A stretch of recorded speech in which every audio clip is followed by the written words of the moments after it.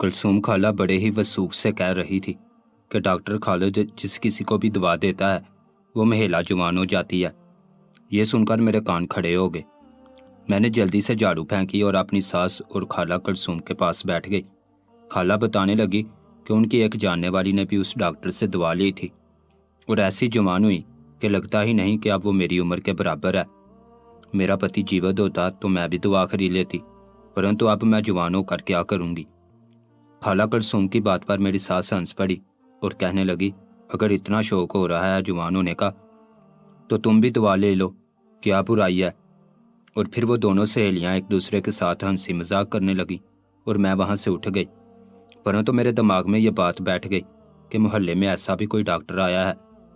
मेरी उम्र ज्यादा नहीं थी, मैं कोई 35 वर्ष के करीब थी, परंतु विवाह के फौरन बाद ही बच्चों की पैदाइश का ऐसा सिलसिला हुआ कि हर वर्ष एक बच्चा पैदा होता गया। 6 बच्चों की पैदाइश के बाद मैं अपनी उम्र से ज्यादा बड़ी नजर आने लगी। फिर मेरी सास का तलख व्यवहार और पति का मुझसे नजरें फेर लेना मुझसे सहन ना हुआ तो मैंने खुद पर तवज्जो देनी ही खत्म कर दी। विटामिन सी की कमी ने मुंह पर धब्बे छोड़ दिए तो विटामिन डी की कमी से हड्डियों में दर्द रहने लगा। क्योंकि बच्चों की पैदाइश में वक्फा ना होने से मेरे शरीर में बहुत सी चीज़ों की कमी हो गई थी, तो इसके असरात भी मेरे चेहरे पर नजर आना शुरू हो गए थे और यूं 35 वर्ष की उम्र में मैं बिल्कुल अपनी सास जैसी नजर आने लगी थी। मेरी वो सुंदरता जो विवाह से पहले पूरे परिवार में मशहूर थी बिल्कुल मांद पड़ गई थी। मगर फिर भी मुझे कोई फर्क नहीं पड़ता था, या यूं कहूं तो गलत ना होगा कि अपने लिए समय ही नहीं था। 6 बच्चों की देखभाल करना, उनको नहलाना धुलाना, खिलाना पिलाना और फिर घर की सारी जिम्मेदारियां, ऊपर से आने वाले मेहमानों के लिए हर समय चाय का पानी चढ़ाते रहना, ऐसे काम थे कि मुझे आईना देखने की फुर्सत भी नहीं मिलती थी।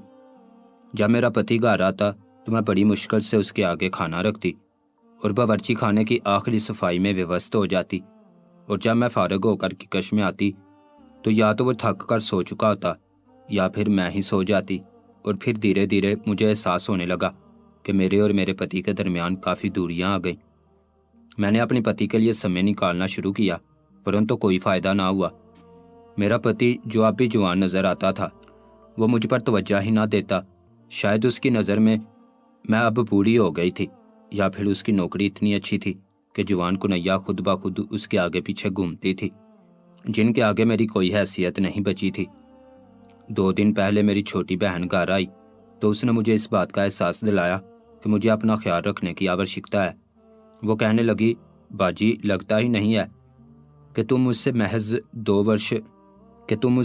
2 वर्ष बड़ी हो। आईने में अगर अपना चेहरा देखो तो तुम्हारी सास तुम्हारे आगे जवान नजर आएगी। कम से कम इतना ख्याल तो रखो कि तुम्हारा पति तुम्हारा ही रहे।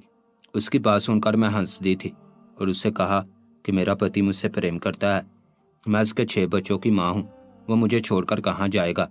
मेरी बात सुनकर मेरी बहन कहने लगी, ये नया ज़माना है, यहाँ पुरुष विवाह एक से करता है और प्रेम की बातें दूसरी से, जो जवान होती है और सुंदर भी, जिसके साथ बच्चों का रोना धोना नहीं होता, ना ही वो घर के दुखड़े सुनाती है, बस पुरुष का दिल बहलाती है और यही बात पुरुष को पसंद आ जाती है।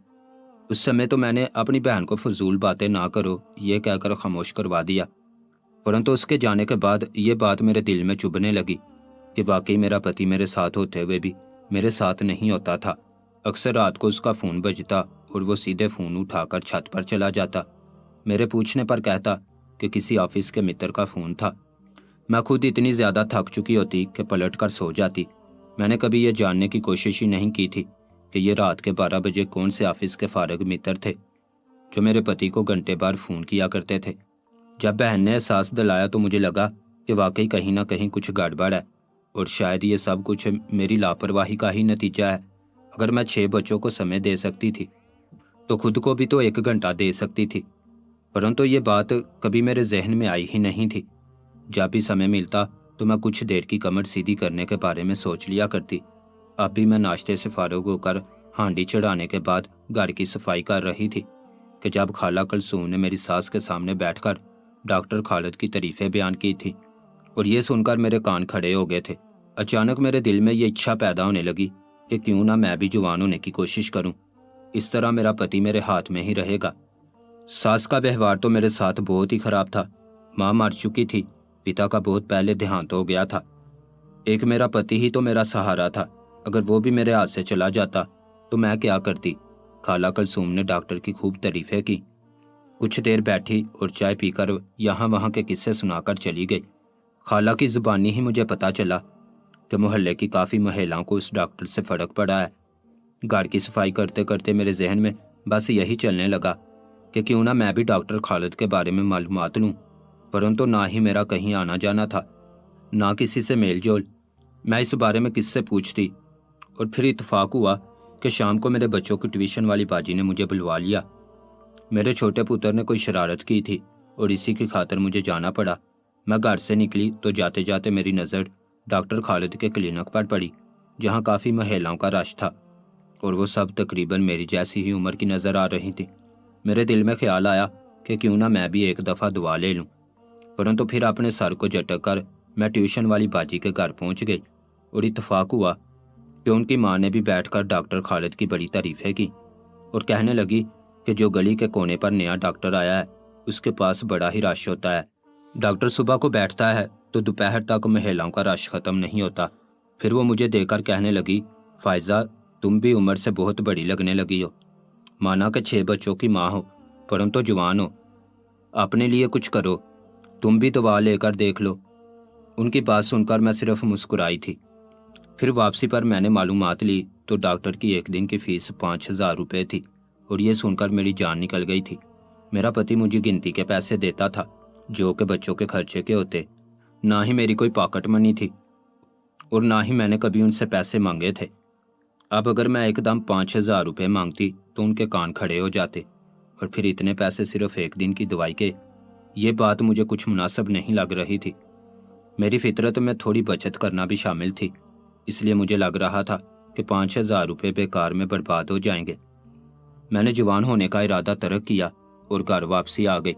अपने पति के आने से पहले मैंने अच्छी तरह मुंह हाथ धोया, साफ सुथरा वस्त्र पहना और सुर्खी भी लगा ली। जब वो आए तो आते ही खाना मांगने लगे। उनके सामने खाना लगाकर मैं सुकून से बैठी ही थी कि उनका फ़ोन बजने लगा। उन्होंने फ़ोन काट दिया और फिर मैसेज पर बात करने लगे। पता नहीं कौन था जिससे वो मेरे सामने फ़ोन पर बात नहीं कर सकते थे। उन्होंने ना ही मेरे हुलिये की तब्दीली का एहसास किया था और ना ही मेरी मौजूदगी से उन्हें कोई फ़र्क पड़ रहा था। काफ़ी देर बैठने के बाद मुझे अपना आप अर्जा महसूस हुआ। मेरे होने या ना होने से मेरे पति को जब कोई फ़र्क ही नहीं पड़ रहा था तो मैं उनके पास बैठकर समय क्यों ज़ाया करती। मुझे बच्चों के स्कूल के बैग भी पैक करने थे, इसलिए मैं वहाँ से उठ गई और कामों में लग गई। जब वापस की कश में आई तो मुझे दरवाजे पर ही अपने पति की दबी दबी सरगोशियों की आवाज़ सुनाई देने लगी और ये सुनकर मेरी जान निकल गई कि वो किसी कुनैया से बात कर रहे थे और कह रहे थे कि मेरी पत्नी आने वाली होगी। अभी फ़ोन रख दो, मैं कल दफ्तर आकर तुमसे बात करूँगा। ये सुनकर मुझे बहुत ज़्यादा दुख पहुँचा था कि मेरा पति मेरे पीठ पीछे वही कुछ कर रहा था जिसकी पेशीन गोई मेरी बहन कर चुकी थी। परंतु एक मैं ही थी जो अंधों की तरह अपने पति पर विश्वास करती थी। मैं किकश में दाखिल हुई और अपने पति से पूछा कि आप किससे बात कर रहे थे। तो पहले तो उन्होंने साफ इनकार कर दिया और कहने लगे, तुम्हें वहम हुआ होगा। परंतु जब मेरे चेहरे पर क्रोध देखा तो कहने लगे, मेरे दफ्तर में एक नई कुनैया आई है, बस वही काम के लिए बार बार फ़ोन करती है। मैंने क्रोध में कहा कि दफ्तर की कुनैया दफ्तर के औकात में काम क्यों नहीं पूछती। रात के 12 बजे कौन सा काम है जिसके लिए उसे आपको फ़ोन करना पड़ रहा है। मेरी बात सुनकर मेरे पति ने क्रोध में आकर मुझे देखा और कहने लगे कि तुम्हें बच्चों से फुर्सत ही कब मिलती है जो मेरे मामलात का इल्म हो। तुम अपने बच्चों को प्यारी हो गई हो, तुम्हारे पास मेरे लिए समय ही कहाँ है कि मैं तुम्हें कुछ बता सकूं। ये कहकर वो किकट से निकल गए और मैं खड़ी की खड़ी रह गई थी। मेरे कदमों तले से ज़मीन सिरक गई थी।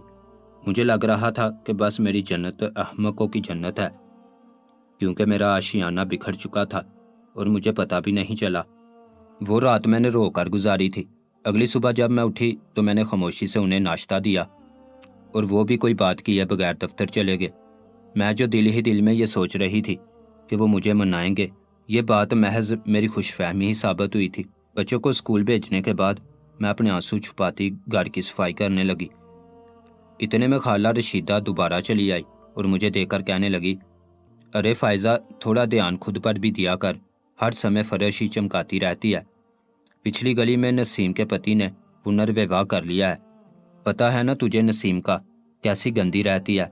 बस उसके पति ने इसी बात को बहाना बनाया और दूसरी ब्याह कर ले आया। आजकल तो तेरा हाल भी ऐसा ही है। एक तो तूने हर वर्ष का बच्चा पैदा कर रखा है, ऊपर से तेरे चेहरे पर इतनी छाइयाँ आ गई हैं। अगर तू अपना ख्याल नहीं रखेगी तो कौन रखेगा? तेरी माँ जीवित होती तो तुझे बताती कि महिला का बनना संवरना और पति के लिए तैयार रहना कितना ज़रूरी है। खाला की बात सुनकर मेरे दिल में हुक सी उठी। वाकई अगर मेरी माँ जीवित होती तो शायद वो मुझे बहुत सी बातों के बारे में बताती और समझाती, परंतु मेरी सास ने कभी माँ होने का फ़र्ज़ अदा न किया था, बल्कि मुझे नौकरानी बनाने के बाद वो खुद पुरसकून हो गई थी और हर समय टीवी चलाए कि कश में ही बैठी रहती थी। मैं सारा दिन अपनी सोचों से ही लड़ती रही और फिर शाम के समय मेरे फ़ोन पर पति का फ़ोन आने लगा तो मुझे प्रसन्नता का एहसास हुआ। मुझे विश्वास हो गया था कि दिन गुजरने के बाद उन्हें अपने व्यवहार और अपनी गलती का एहसास हो गया होगा। यही सोचकर मैंने फ़ोन उठाया तो आगे से वो कहने लगे कि मेरा पैंट कोट इस्त्री कर देना, मुझे अपने मित्र के वलीमे में जाना है। मुझे याद आया कि घर पर उनके मित्र के विवाह का कार्ड आया हुआ था। वो वहीं जाने की बात कर रहे थे। एक बार फिर मेरा दिल बुझ गया था। मैंने पूछा कि मैं भी साथ चलूं क्या?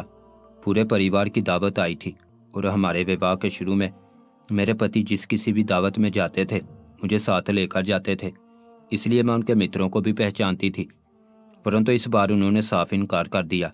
कहने लगे, नहीं, तुम्हें चलने की कोई आवश्यकता नहीं है। तुम्हारे साथ खड़े होकर तो मुझे शर्मिंदगी का एहसास ही होता है। हर कोई हैरत से हमारी जोड़ी को देखता है।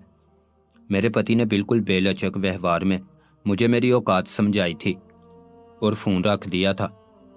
और इसी समय मैंने फैसला किया कि 5,000 तो क्या, अगर 10,000 भी देने पड़े तो मैं भी डॉक्टर से दुआ लूँगी और वापस पहले जैसी हो जाऊँगी।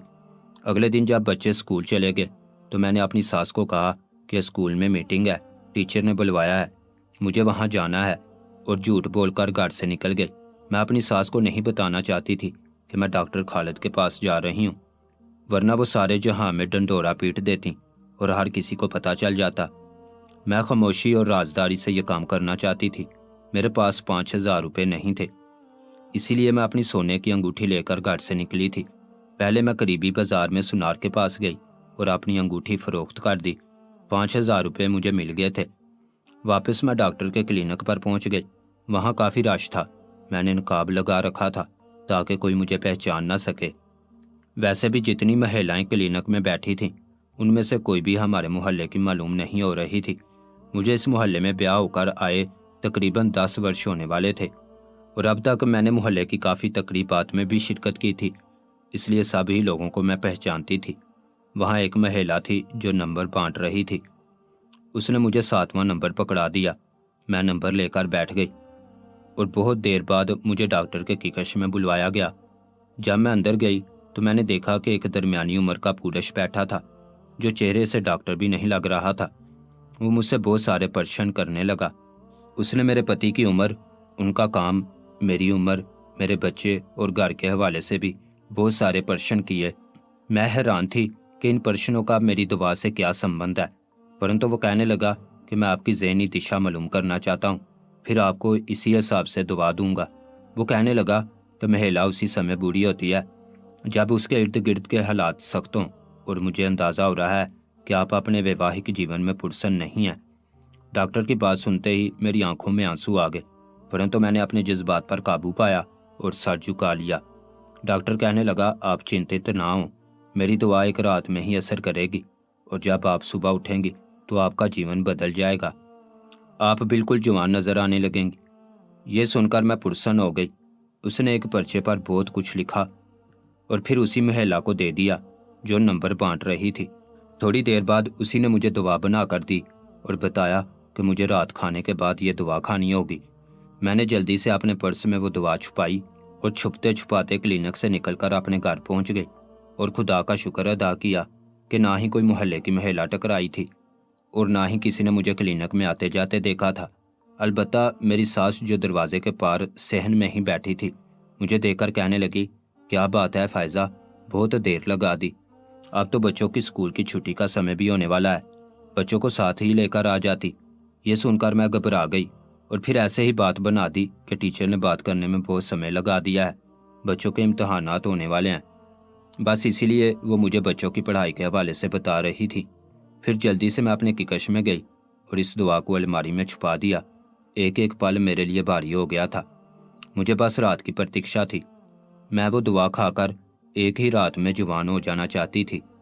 ये एक दिन और रात मेरे लिए इस कदर लंबा हो गया था कि जैसे ख़त्म ही ना हो रहा हो। रोज़ाना मैं सुबह काम शुरू करती तो यूं ही शाम हो जाती, परंतु ऐसा लग रहा था कि आज तो सूरज गुरूब होने का नाम ही नहीं ले रहा हो। जब आप किसी चीज़ की प्रतीक्षा करते हैं तो समय बहुत लंबा हो जाता है, और कुछ ऐसा ही मेरे साथ भी हो रहा था। बड़ी मुश्किल से रात हुई। जब मेरे पति सोने के लिए लेट गए तो मैंने जल्दी से वो दवा निकाली जो छोटी छोटी गोलियां थीं, और फिर उन्हें पानी से निगल लिया और खुद भी खामोशी से बिस्तर पर लेट गई थी। यही सोचते सोचते मुझे नींद लग गई कि सुबह जब मेरी आंख खुलेगी तो सब कुछ बदल जाएगा। परंतु सुबह जब मेरी आंख खुली तो मैं हड़बड़ाकर उठ बैठी। घर में अजीब से शोर की आवाज़ आ रही थी। ऐसा लग रहा था जैसे ज़्यादा लोग मौजूद हों। घड़ी पर नज़र पड़ी तो मैं हक्का बक्का रह गई। सुबह के 10 बज रहे थे। ऐसा कभी नहीं हुआ था कि मैं इतनी देर तक सोती रहूं। मुझे तो सवेरे ही उठने की आदत थी। मैं सब कुछ भूल भाल कर जल्दी से किकर से बाहर निकली तो बाहर खाला कुलसूम और मोहल्ले की कुछ महिलाएं मेरी सास के पास बैठी थीं और किसी बात पर ज़ोरों शोर से बहस चल रही थी। इतनी सुबह 5-6 महिलाओं का हमारे घर आकर ज़ोरों शोर से बात करना मुझे ये समझा रहा था कि मोहल्ले में कोई अनहोनी हो गई है। मेरे पूछने पर खाला कुलसूम ने बताया कि डॉक्टर खालिद, जो महिलाओं को जवान होने की दवा देता था, वो गिरफ्तार हो गया है। सुना है कि उसने यहाँ पर कोई गैर कानूनी काम शुरू कर रखा था। वो महिलाओं को खास किस्म के नशे की दवा देता था। एक रात की दवा से ही महिला को इस नशे की आदत हो जाती और फिर वो चोरी चुपके डॉक्टर खालिद के दवाखाने जाने लगती। वो 5,000 से खेल शुरू करता और फिर बात लाखों तक पहुंच जाती। परंतु ये बात रात पुलिस को पता चल गई। शायद किसी महिला ने रिपोर्ट करवाई थी और फिर सुबह ही सुबह छापा पड़ने पर डॉक्टर खालिद गिरफ्तार हो गया है। जवान होने के चक्कर में महिलाओं ने अपना बहुत सारा पैसा गंवा दिया है और फिर डॉक्टर खालिद के ही मजबूर करने पर वो महिलाएं झूठ कह रही थी और दूसरी महिलाओं की जवानी के झूठे किस्से मोहल्ले में फैला रही थी। आजकल तो हर महिला ही हालात की वजह से समय से पहले बूढ़ी हो रही है। बस इसीलिए जो महिलाएं खुद को जवान करना चाहती हैं वो इसके क्लिनिक पहुंच जाती हैं और फिर अपने सारे पैसे लुटा बैठती हैं। खाला कुलसूम मुझसे क्षमा मांगते हुए कहने लगी, मुझे क्षमा कर दे पुत्री, मैंने तुझे गलत मशवरा दिया।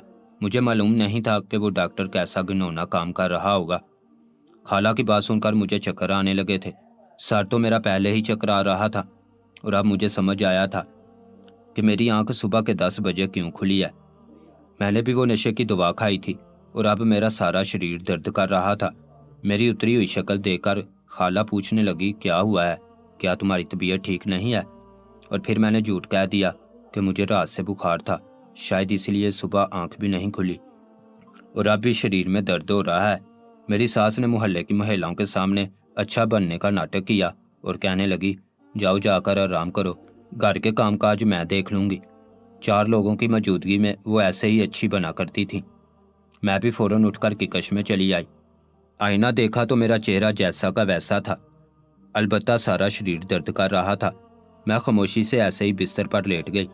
दुआ की खातिर मैंने अपने सोने की अंगूठी बेच दी थी, परंतु खुदा का शुक्र हुआ था कि नौबत इससे आगे नहीं बढ़ी थी और पहले ही सच सामने आ गया था।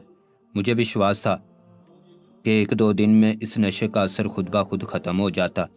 दोपहर हुई थी कि मेरे पति दफ्तर से लौट आए। वो मेरे पास आकर बैठे और मेरी तबीयत पूछने लगे। मैंने हैरत से अपने पति को देखा तो उन्होंने हाथ जोड़कर क्षमा मांगी और कहने लगे, मुझे क्षमा कर दो फ़ायज़ा, मैं अपनी चिंता में इतना उलझा हुआ था कि मेरा व्यवहार तुम्हारे साथ बहुत ज़्यादा ख़राब हो गया था। दरअसल आजकल दफ्तर में कुछ बहुत ही ख़राब मामलात चल रहे हैं, जिसकी वजह से रात दिन टेंशन रहती है। उस रात भी बॉस की सेक्रेटरी का ही फ़ोन था। वो नई कुनैया है, बहुत ज़रूरतमंद है, इसलिए मुझे डर था कि कहीं उसकी गलती से उसकी नौकरी ना चली जाए, इसलिए उसकी सहायता कर रहा था। परंतु तुम्हारे पूछने पर क्रोध में उल्टा सीधा कह बैठा। मेरी ज़हनी दिशा ठीक नहीं थी, मैं शर्मिंदा हूँ। तुम्हें मित्र की दावत पर भी इसलिए नहीं ले गया था क्योंकि मेरे किसी भी मित्र का परिवार नहीं आ रहा था, परंतु सीधी बात बताने की बजाय न जाने तुमसे क्या कुछ उल्टा कह बैठा। आज सुबह जब तुम्हारी आंख ना खुली और मैंने तुम्हें बेहोशों की तरह सोते पाया तो मुझे एहसास हुआ कि तुम्हारे पास अपने लिए तो समय ही नहीं है। तुम तो मेरे घर और बच्चों के पीछे ही लगी रहती हो। शायद इसीलिए थकन की वजह से आज तुम्हारी आंख नहीं खुली। मैं बहुत शर्मिंदा था। मैंने खुदा से क्षमा मांगी और जब दफ्तर गया तो सब कुछ बदल गया। मेरे बॉस ने मुझे मेरी प्रमोशन का सरप्राइज दिया और पता चला कि कंपनी ने एक बहुत बड़ी डील वापस कर लिया। इस डील के पीछे मेरी काफ़ी मेहनत थी, इसलिए मुझे प्रमोट किया गया था। इसी डील को लेकर काफ़ी दिनों से टेंशन थी और ये डील कामयाब हो गई। प्रमोशन लेटर मिलते ही मैं आधे दिन की छुट्टी लेकर वापस आ गया क्योंकि मुझे बार बार तुम्हारा ख्याल सता रहा था। यह कहकर मेरे पति रोने लगे थे और मैंने उठकर उन्हें सीने से लगा लिया था और उनसे वादा लिया था कि वो कभी भी मुझे नहीं छोड़ेंगे। वो कहने लगे, फ़ायज़ा, मैं तुमसे बहुत प्रेम करता हूँ। तुम मेरे बच्चों की माँ हो, मैं तुम्हें कभी नहीं छोड़ सकता। और मैंने एक दफ़ा फिर आंख बंद करके अपने पति की बात पर विश्वास कर लिया था। अगले ही दिन मेरे पति ने सफाई सुथराई के लिए मुलाजमा का इंतज़ाम कर लिया था और मुझे खसूसन ताकीद की थी कि मैं घर और बच्चों के साथ साथ अपना भी ख्याल रखूंगी। उनकी बात सुनकर मैं मुस्कुरा उठी थी। एक महिला का जीवन बस इतना ही होता है कि उसका पति उससे प्रेम करे, उसकी कदर करे और उसे इज्जत दे। मुझे भी मेरा जीवन वापस मिल गया था।